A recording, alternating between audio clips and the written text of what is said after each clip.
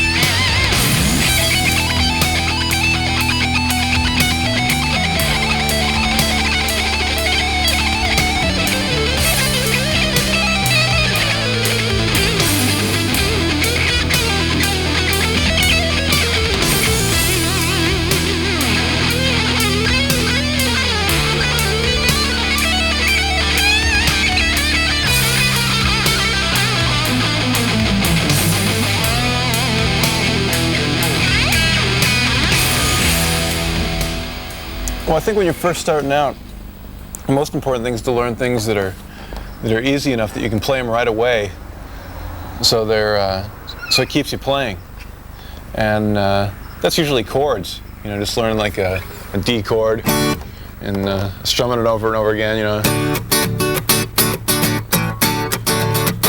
it's like making real music, and it's pretty easy. And you don't even worry about playing leads right away or anything. And if you do, you know, keep them simple. Just do some, you know, bends. And that, you'd be surprised, even after you've been playing, you know, 10 or 20 years, sometimes that stuff's still the best sounding stuff.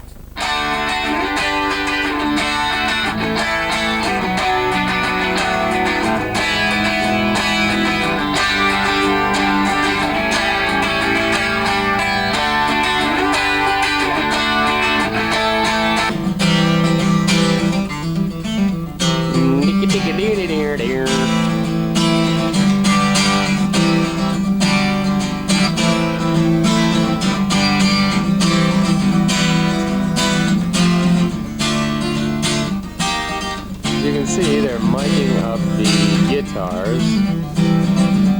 all to play some acoustic stack.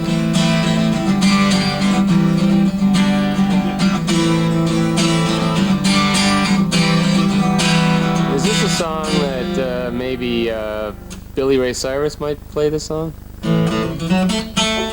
Hey, give me a quarter and tell me who's somebody who gives a shit.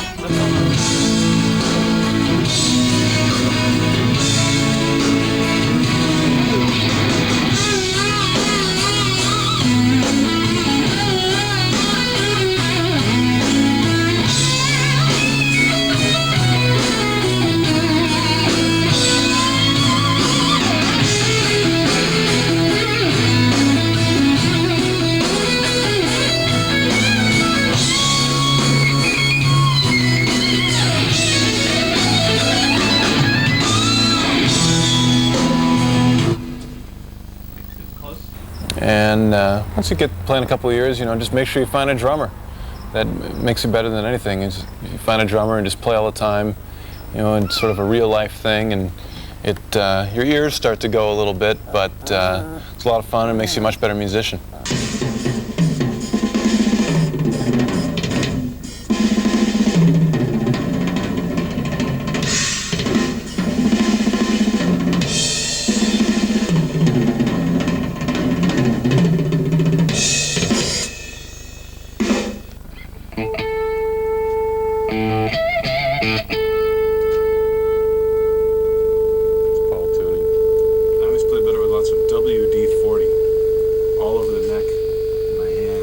Paul's secret. It's the secret of Paul's success. It's perfectly tuned. See that? In the middle. For all you future rock and roll stars out there. Now it's time to tune.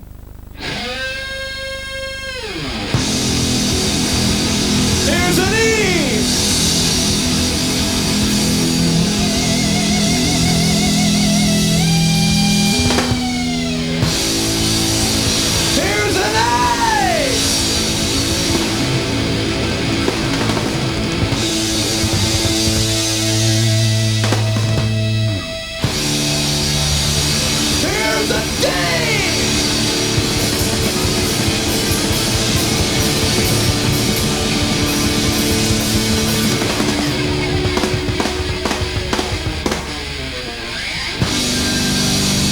Here's a G.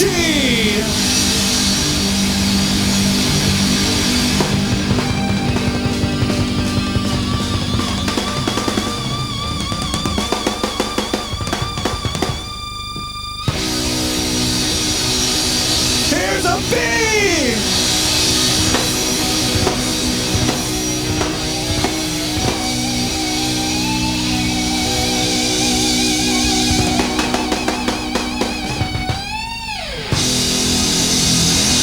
And here's the last E!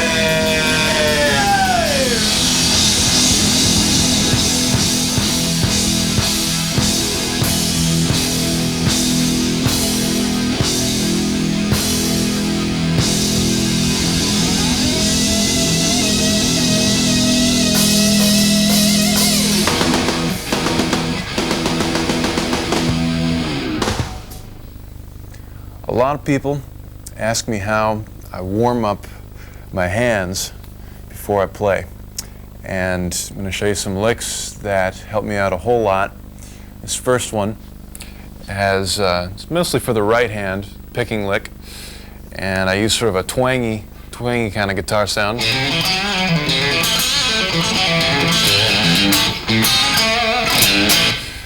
And I hit a lot of notes twice. I hit the A note twice, the G, and on down.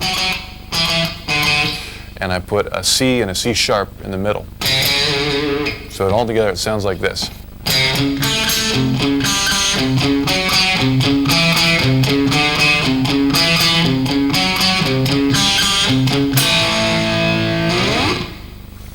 And I'm going to speed it up just a little bit. It sounds something like this.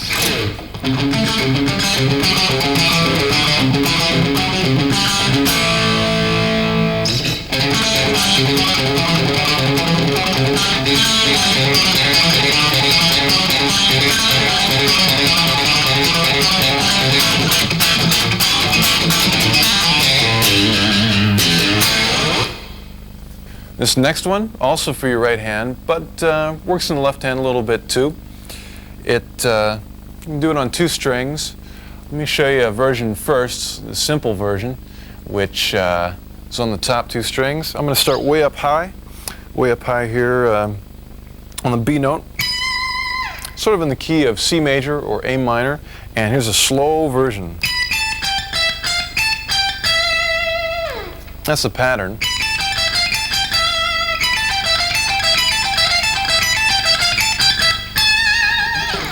And then I just take that down the scale, which sounds like this. So I only use notes out of A minor or C major.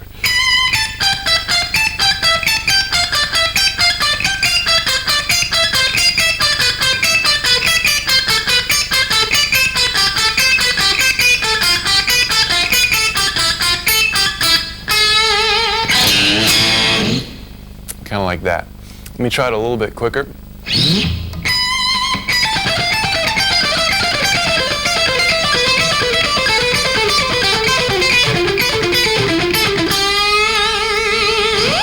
That's all alternate picking, starting with a downstroke. Speed it up a little teeny bit more.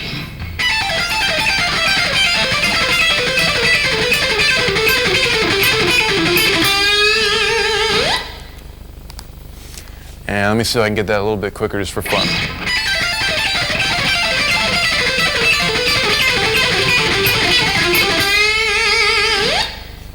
Now you'll find that a couple of those are kind of tricky for the left hand, especially that second to last one. And even if you don't play it very fast, it's a real good warm-up just to sort of get your coordination together in the morning when your fingers are sleepy.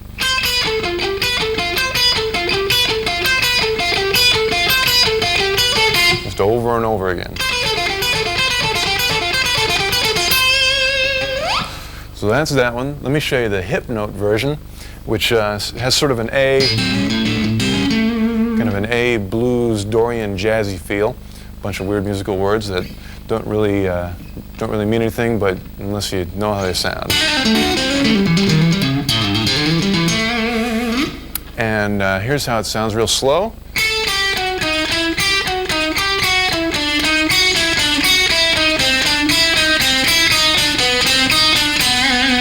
Pretty strange slow. It starts to sound more natural as you speed it up.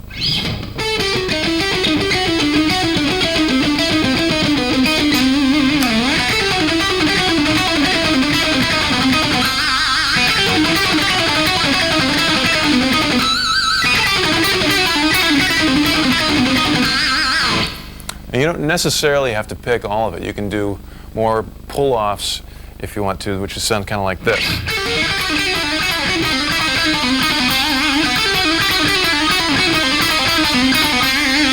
Or picked again.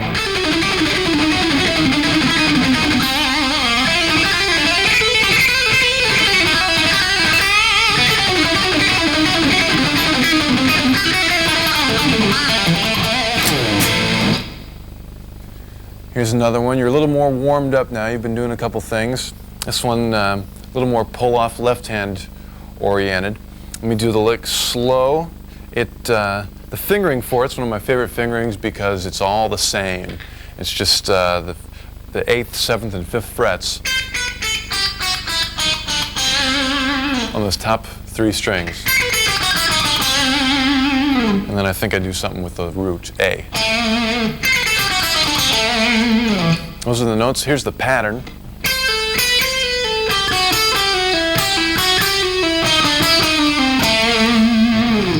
Let me do that a little bit quicker. And one more time.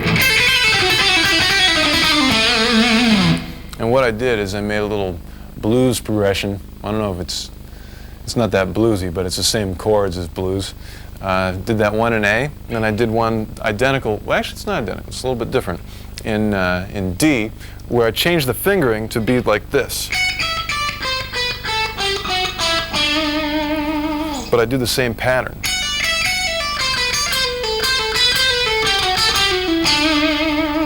Then I just move that up a whole step to the E position.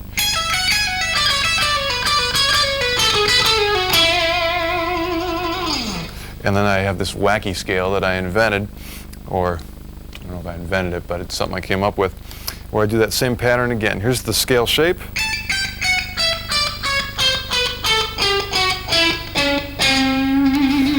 And it sounds like this.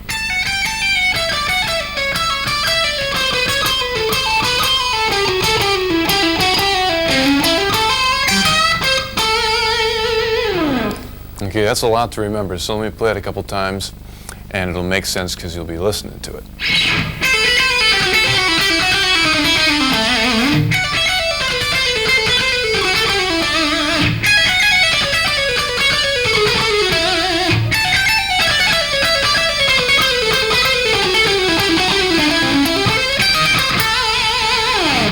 And let me speed that up a little bit for you.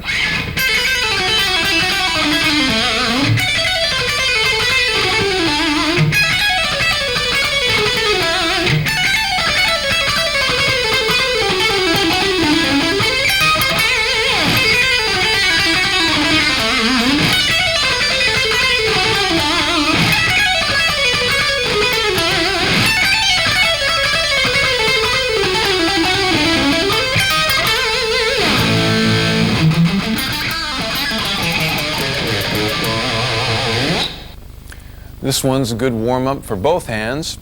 It's kind of interesting because most 3-note per string scale licks are pretty much start at one point of the scale and either go up or down.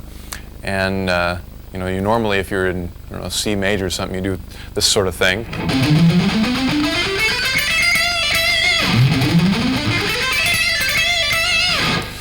And what I tried doing is, instead of going straight up, like 1, 2, 3, I sort of reversed it and went 1, 3, 2. I don't know if I'm just using those numbers to, not so much for the fingers, but to demonstrate the direction of the notes. So instead of going, you'd go all the way up. So instead of going, you'd go.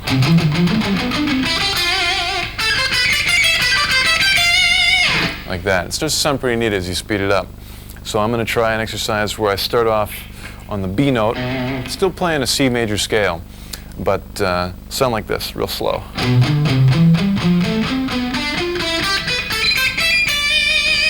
Then I go up the scale and do another set, starting on that A note. So it sounds like.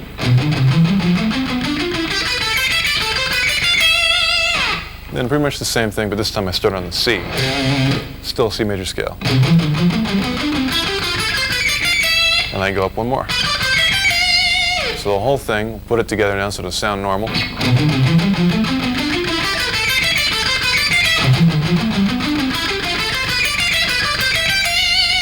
And I'll try that a couple times.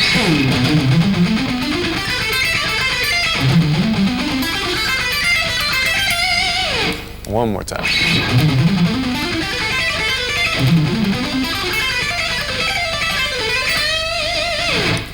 You can also do it where you take a C major scale on the top 2 strings and just do it up and down in steps, like this. So you'd go.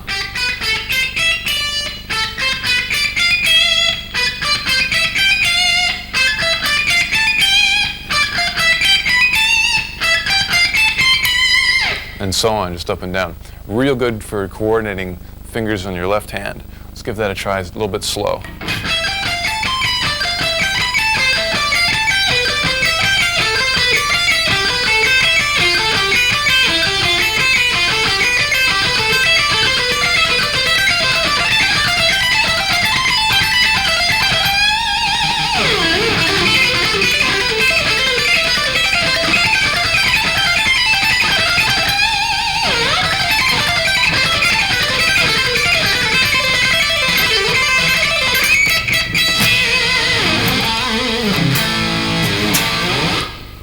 Well, actually, my first time I worked with a producer was Mike Varney, back when I was doing the Racer X stuff. And I was really surprised because he suggested a couple small changes to the songs, and I was really terrified. You know, I didn't want to change my songs that I worked so hard on. But I was polite, and I thought, well, at least try them. And so we tried the ideas out, and some of them actually sounded better. crazy puppy. and so that was an amazing thing for me to realize, that someone else could have an idea that actually worked. And so I thank Mike for that. And second producer I worked with was Kevin Elson, who we did all the Mr. Big records with. He's very cool, comes with lots of good ideas, and knows a lot about how to get good sounds onto the record, and put all the instruments together. And a lot of times I just sit back and watch these guys, because they've done so many more records than I have, and I put in my thing, but make sure that I keep their ideas in mind, and hopefully someday I can know what's going on myself.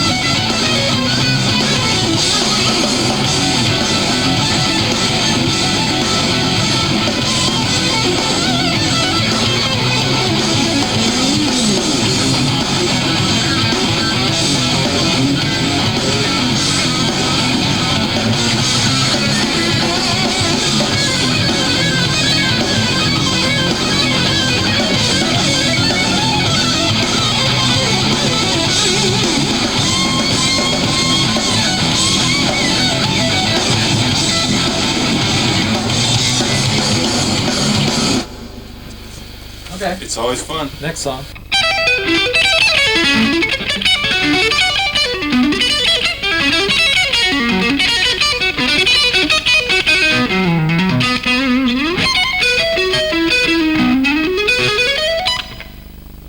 Well, here's a new thing I've been doing, a new pattern that involves string skipping. It starts off with an E minor kind of shape, something like this. If you've seen any of my other instructional videos, you've definitely seen that before. It's got a couple little variations on it. I like the way it sounds. So let me play through it kind of slow. You can get the feel of it. It sounds like this.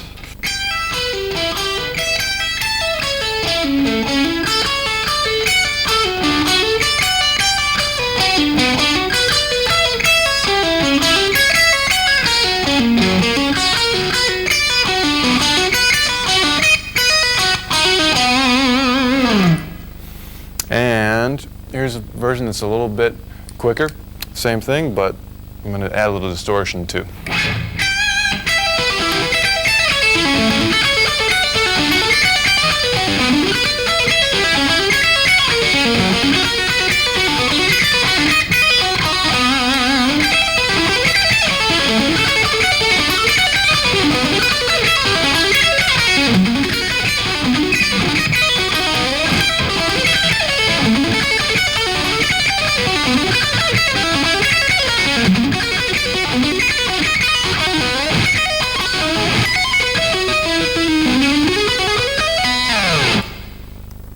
Now, to play things like this, it's not really as complicated as it might seem.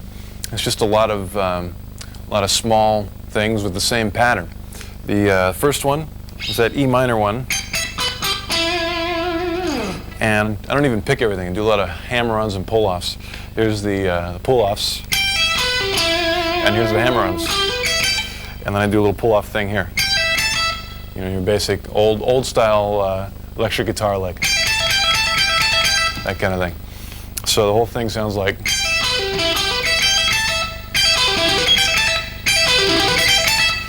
And basically take that pattern and just put it into different kind of chord shapes. Second one is a, oh, that would be an A major.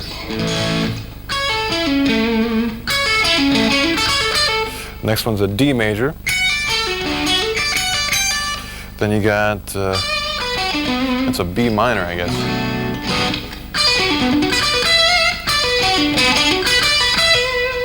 Then I get this wacky diminished one.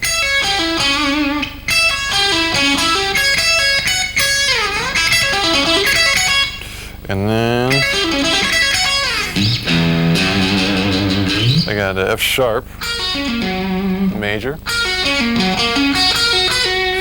Then a B minor. Then I do a B major. And do a little pull-off pattern in there.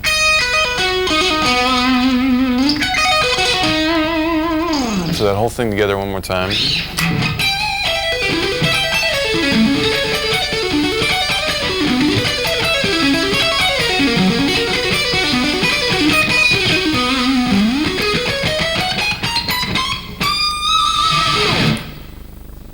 Of course, this is a string skipping lick, and you do just that. Like in that first section, you play the E string. You don't even do anything to the B string except make sure it doesn't make any noise. Then you go to the G string. And I actually do a lot of pull-offs. Makes it much easier for your right hand. And then you just skip on back.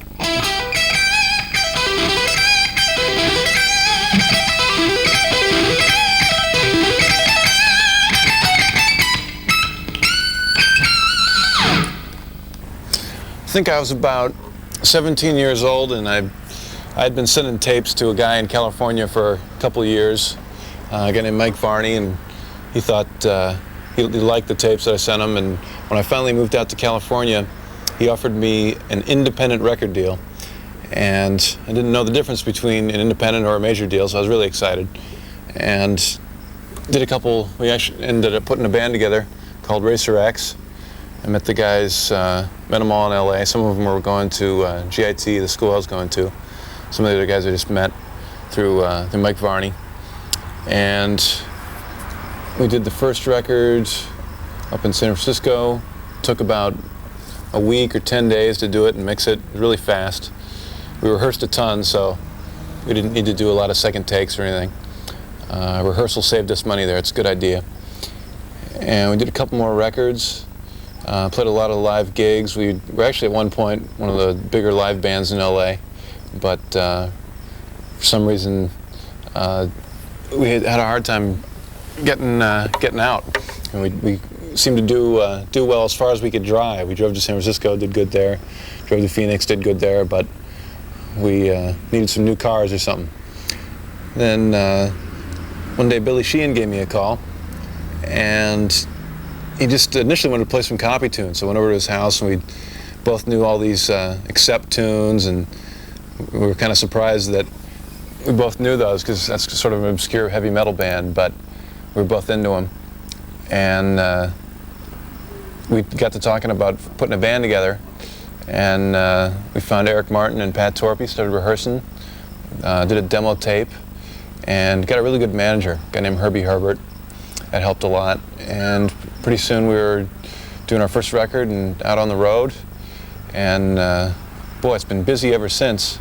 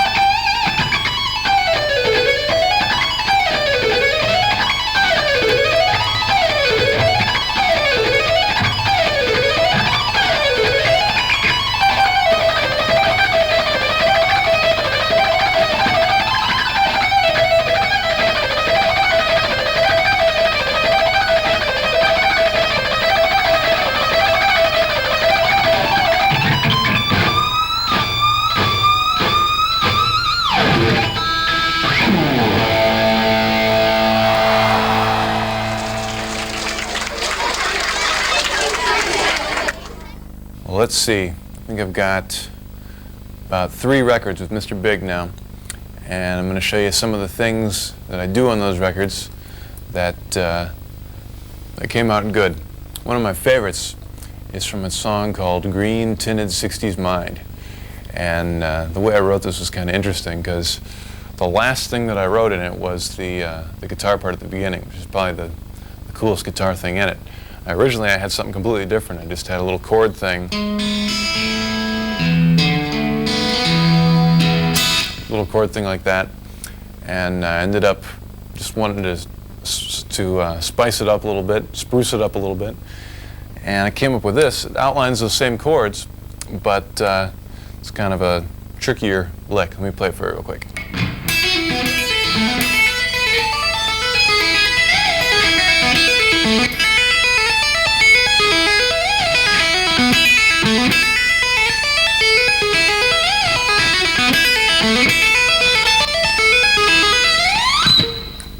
That one. And you know, I just figured it out by taking each chord. That's sort of an E chord with just E major. So I did, and then it goes up to the suspended chord. So that's why I put that A. It happens right at that time, and I just went through the whole thing that way. Again, it's got that A.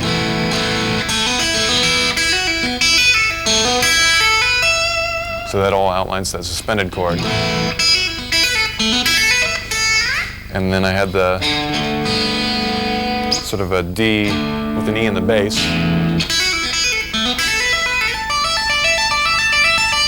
So that's why I put the D note in there.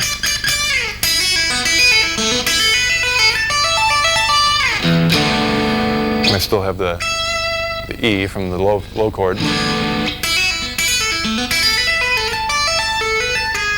It gets confusing when it gets slow.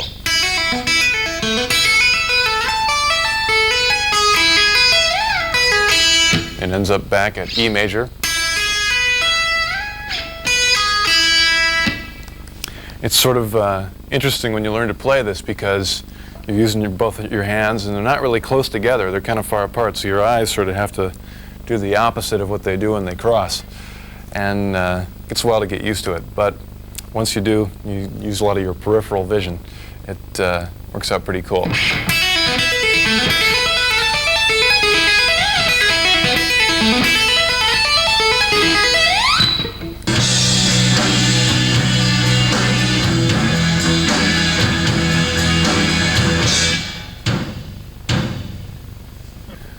This one's from a song called Colorado Bulldog, and it's probably one of the scariest things that I've ever played. It involves big stretches and fast picking and fast left-handed stuff, and I think the only reason that I can do it is I used part of it for a warm-up for so long that it sort of became second nature. And then ended up having to add on to it, sort of reverse it. But I'll start off from the beginning. It's in the key of E, so it starts on an E. And the whole thing is pentatonic, but it's very weird fingerings for pentatonic. It's all 3-note per string, and it's all big stretches. It starts off on the E. Sounds like this. So there's 6 notes. There's another 6 starting in the next step of the scale. Next 6. Next. Just keeps on going up. I do a little string skip here. No G string in there. Another string skip between the G string and the E. And now we're on the B string and the high E. Then I slide it with my pinky to the B. That's all the ascending part. I'll do it all together.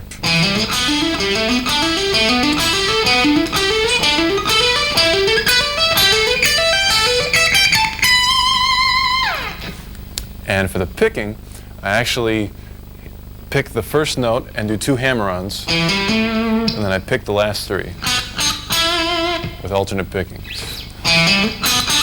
Starting with an upstroke, if you can believe it.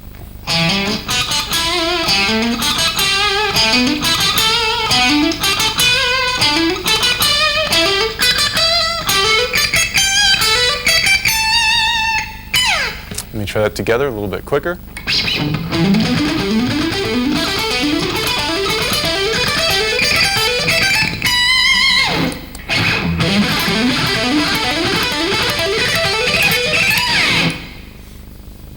So that's the first half. Then you do almost exactly the same thing, but down. Same notes, but I change a couple fingerings to make it easier to play. So I start on that B that I ended on, and go and do descending 6s.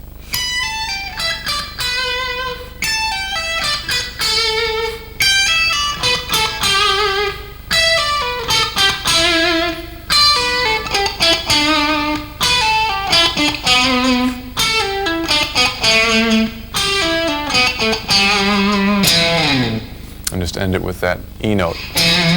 Let me do that together. Picking for this is a downstroke, then an up, a down, and an up.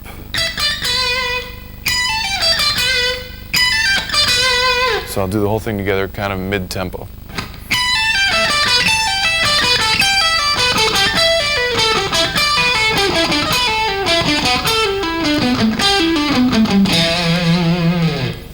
Whole thing a little bit quicker.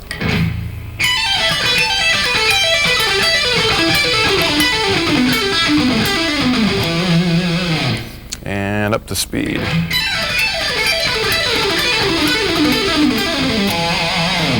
One more time.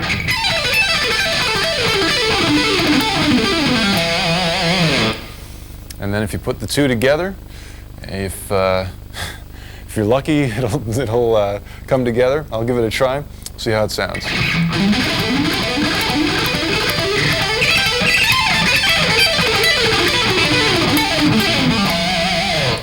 Oh, one more time.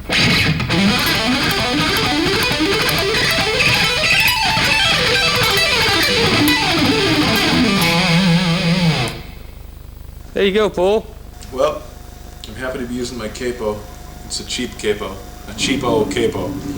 And I'm happy to be using my Rick on the guitars. Notice the slanted frets. Supposedly allows you to play 10 to 15% faster. Absolutely. 10 to 15% faster with these slanted frets. It's like being on 11.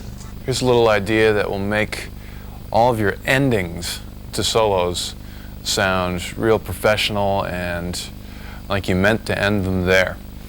All it is sliding off whatever note you happen to be on and turning down your volume so you don't hear any extra noise, and if you've got a reverb or a delay, you can hear that kind of end it for you. which sounds real cool. You know, anything you're playing at all, if you're going.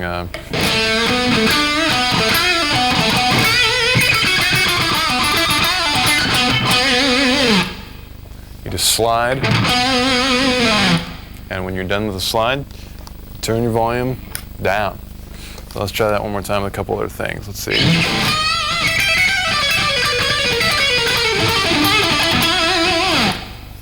And let's try one that kind of goes up.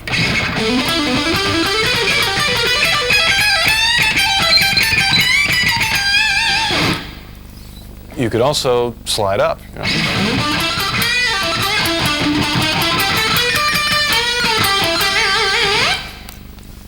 And whatever it is that you do last sort of hangs in the air, which I like.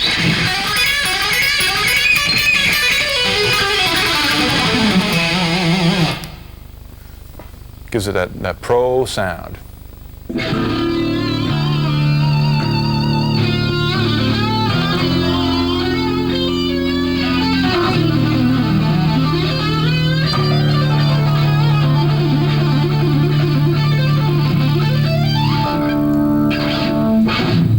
That was Paul Gilbert on the Singing Sword. This next one is the intro to a song called The Whole World Is Gonna Know. It's in D minor, the saddest key, and goes something like this.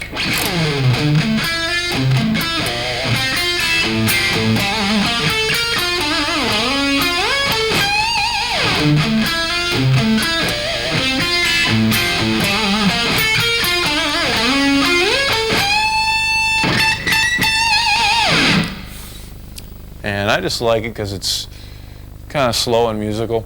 It's got some weird kind of chord shapes in it, like this one. And I just slide up. And I'm already in position to play that C note. I do that chord there. Then I do this weird B flat chord. I'll have the music guy figure out what that's called later, but I'm stumped. Then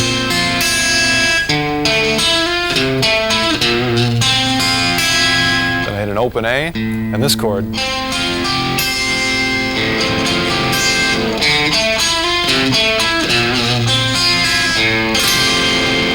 Then we've got a little G thing. And this little kind of diminished sounding.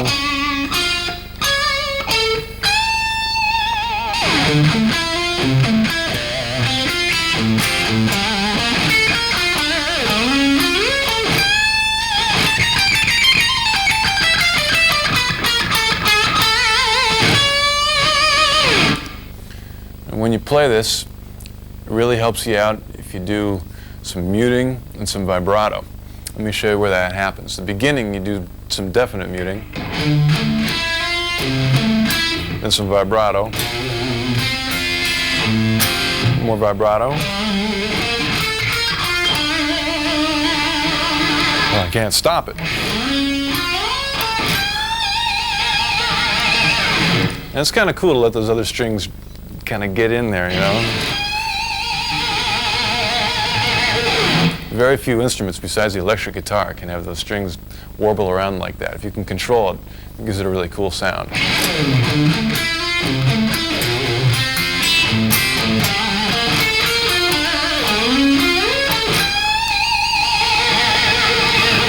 Ooh, I like that. Pianos can't do that.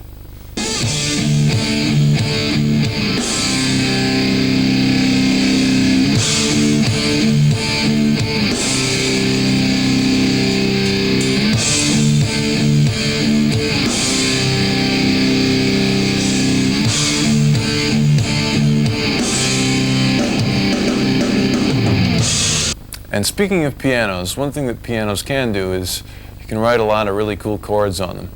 And this next song I actually wrote on piano, but ended up having to play it on guitar.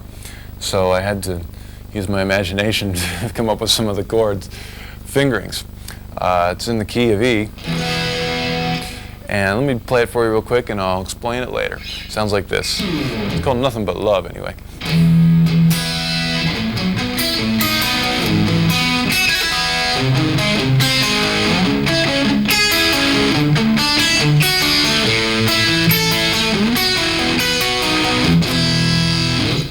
something like that.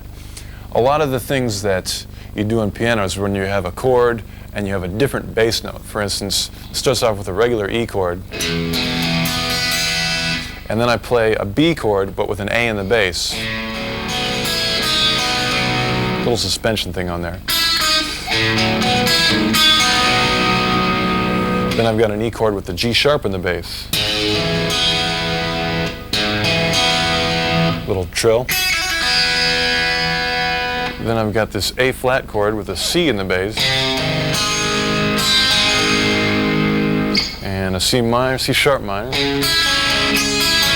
A D chord. An A B sus, and a B.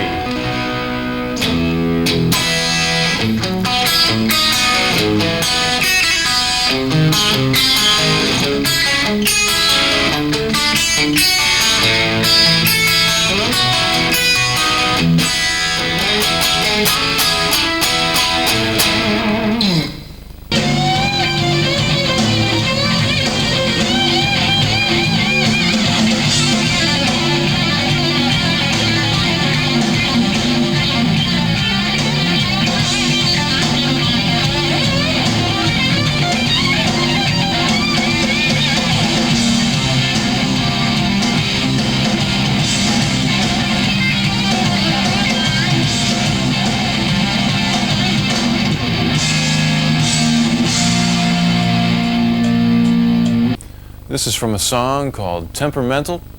It's got pretty simple chord kind of progression in it where it just goes E, D, and A, you know. Little G thing at the end. But I wanted to make it a little bit, I don't know, just more exciting guitar sounding. So I put little licks in each chord. Let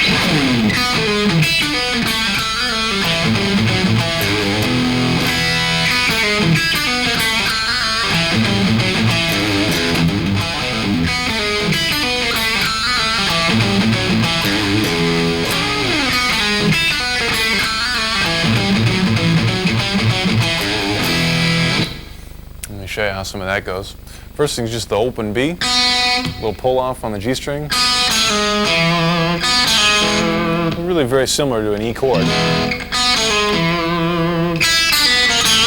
Little blues thing.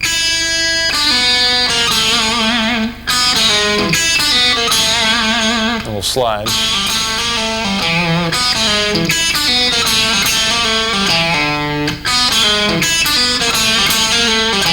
One of my favorite parts,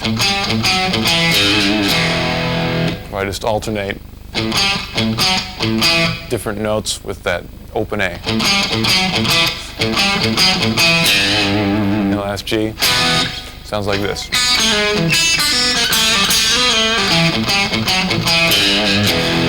Kind of a swing feel too.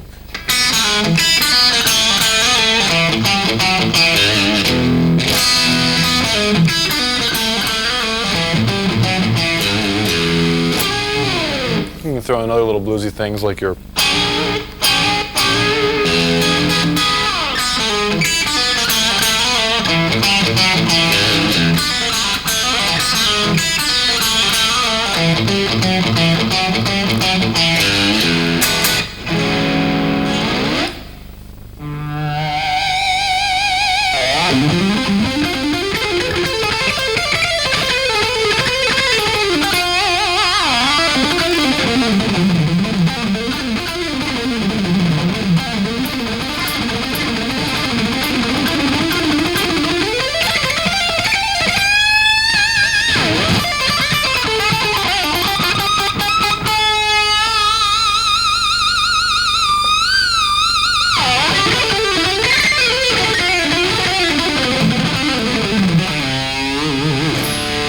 Here's a lick from my first instructional video, which I played but didn't explain. I did it in the intro solo, and a lot of people who have heard this one part seem to really dig it and want to know how to do it. So here's how. It sounds like this. It's sort of one of those harmonic minor-ish sounding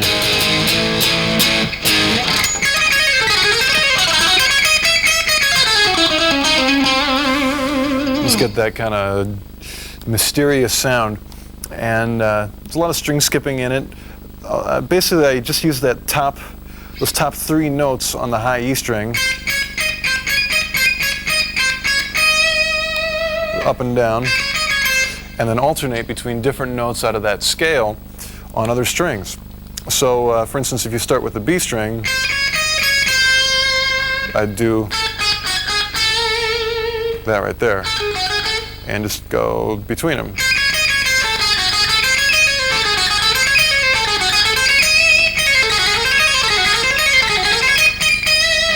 I'm picking almost everything, but not quite everything. Let's see what I don't pick.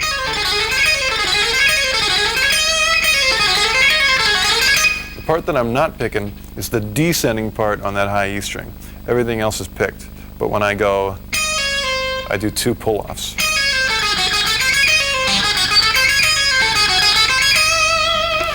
And then let's try adding the notes on the G string next. I like this because it's the same frets as on the high E string.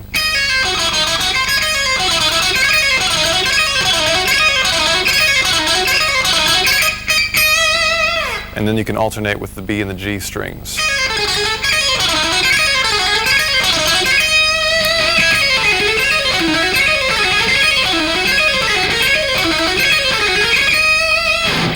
And if you want to get really crazy, you can go down to the D string, which is actually an octave away, but ends up being a whole step higher in position from the one on the high E string.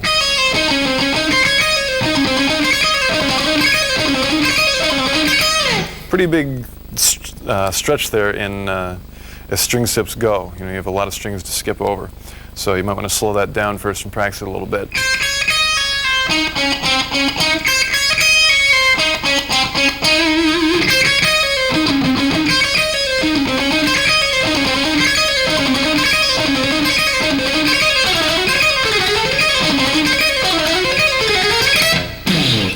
And if you want to get even crazier, you can go down to the A string. Do those notes there. And you can also do the low E.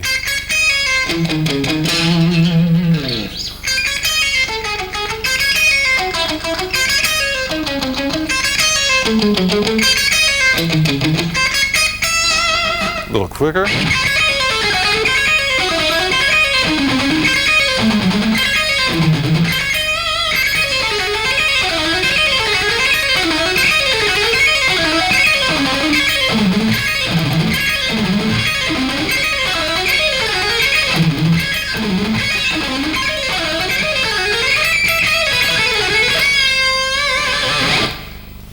Yes, it's true, there is an instrumental, heavy metal sound and tune in this video, and this lick is from it. The song is called Metal Dog, and you'll probably recognize this. Actually a real good exercise, and it's funny because when people ask me how I pick fast, a lot of times I just tell them it's like scratching a dog, hence the title. So, or scratching an itch, or scratching your guitar there. Actually, it takes a lot of coordination with your right hand because you have to do it on those accent notes. You go down, up, down, up, down, up. And that's kind of confusing at first, but if you practice it, you'll get it. So let me do that a little quicker with some more distortion.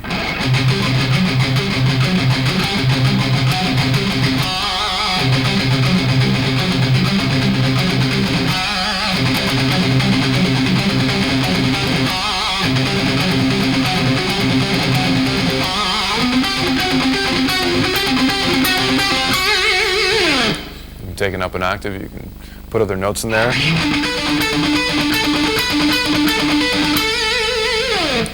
has a real tight rock sound to it.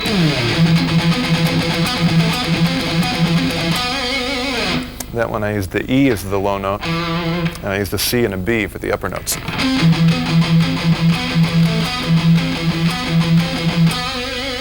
I did a little thing where I went down to the A.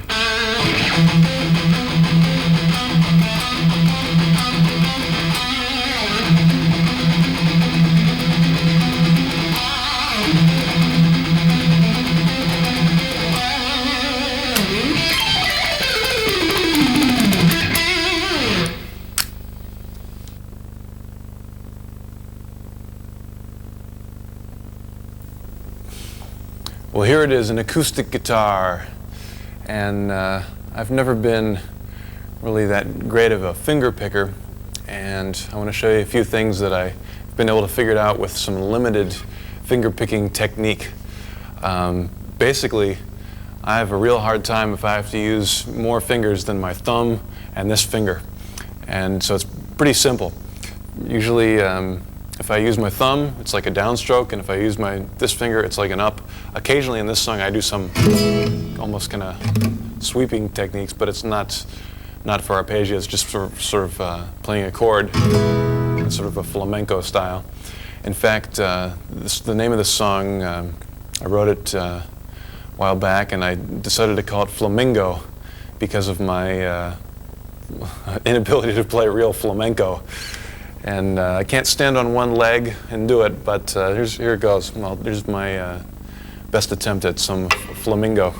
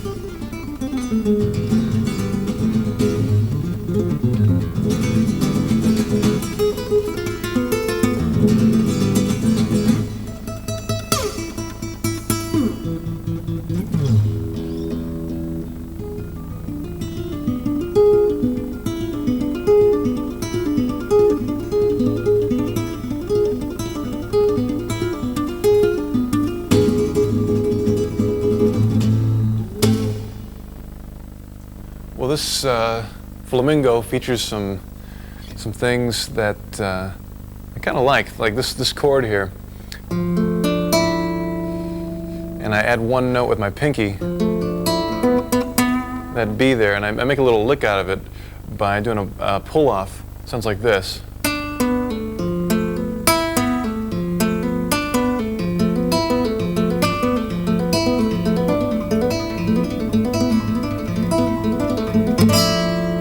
And the same kind of technique for this chord. And I use the open E there also. And I have an F with my pinky.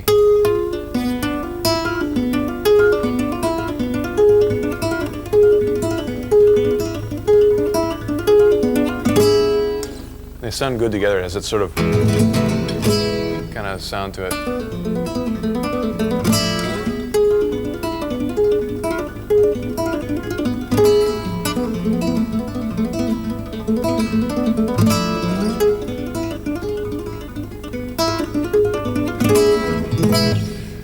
So here's a real slow version of the picking.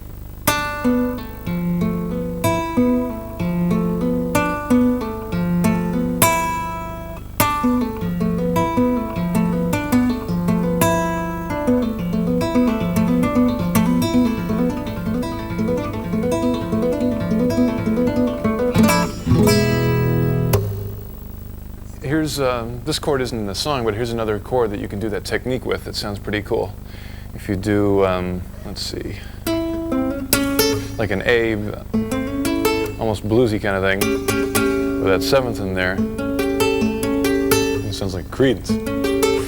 And you can take your second finger and do that little move between the minor third and the major third, which will sound like this.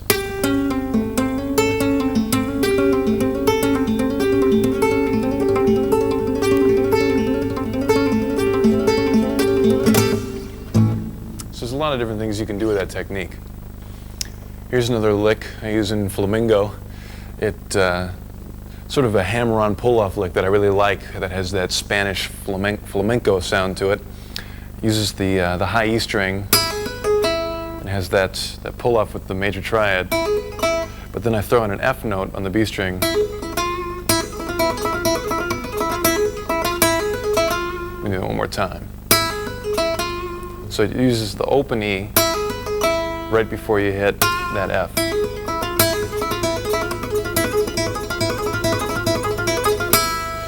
And sometimes I'll even go down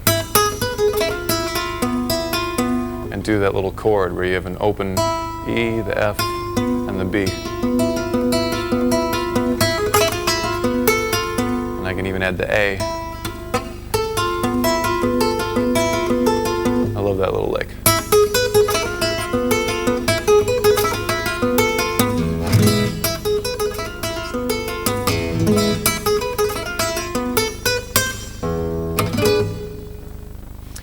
Here's a bunch of arpeggio things that I did in that acoustic song. I like the way these come together because I do a little scale line like that one and then do an arpeggio. Most of these arpeggios have the same kind of structure where they've got two notes on a string and then they skip a string. In this case it skips the G and hits the D string to continue the arpeggio. Just sort of down with a little hammer-on pull-off lick in there. So that sounds like.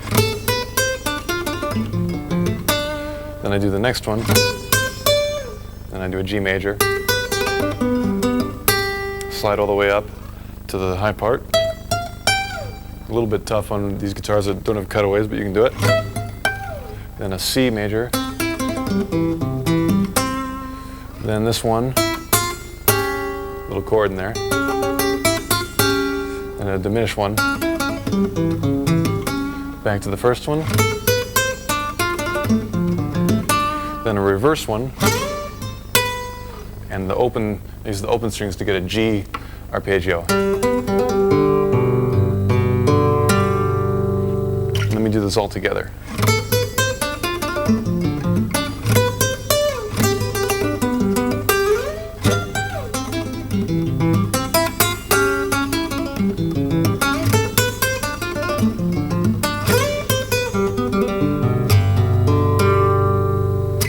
time a little quicker.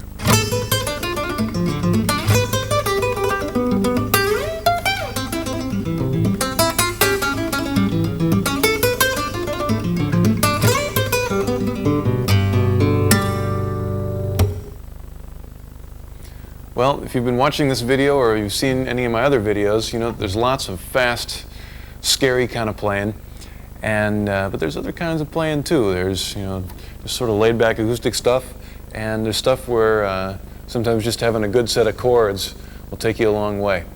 And certainly a song called "To Be With You" was the case with the band I'm in. It went #1 in a zillion countries, and I won't go on about it, but it really was a good thing for us. And the whole reason we did it is we liked it. I had a copy of Eric's version of it, and I think about the only thing we ended up changing was the guitar solo, which is funny. It was the first solo I did for that record. Usually you wait till the end and then you do the solos, but for some reason this one I just came up with it fooling around and decided to play it right off the bat. So let me do that big famous solo for "To Be With You." Here it goes.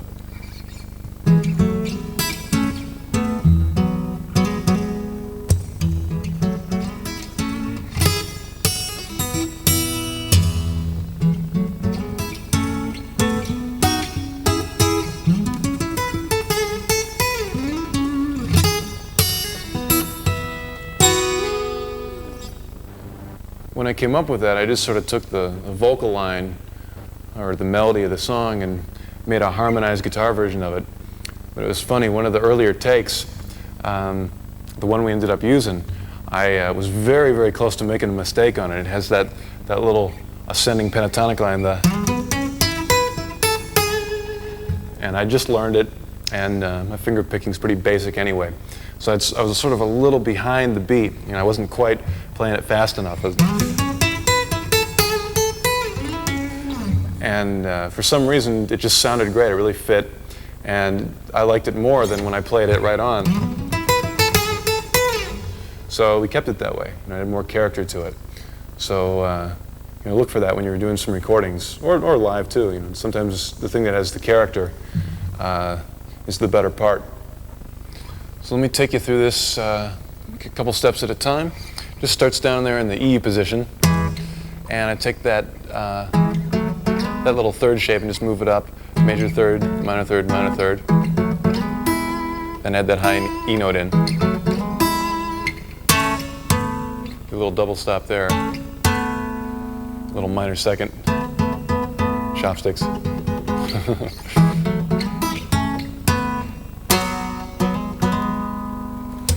A lot of the things that makes the sound good are the little slides.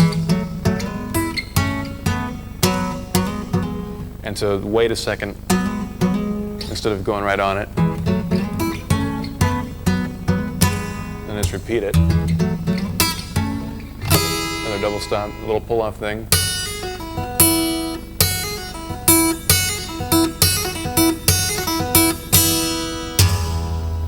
It's funny too, when I did that in the studio, I hit it way too loud. But it had character.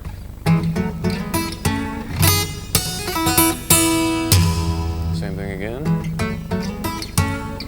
This time I do a B major and a C sharp minor 3-note chord. Then there's that tough lick.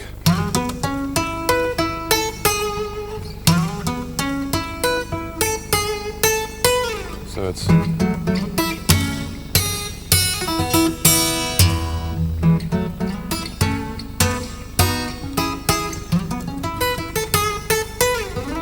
another double stop, another lick, 2 harmonics, and a slide.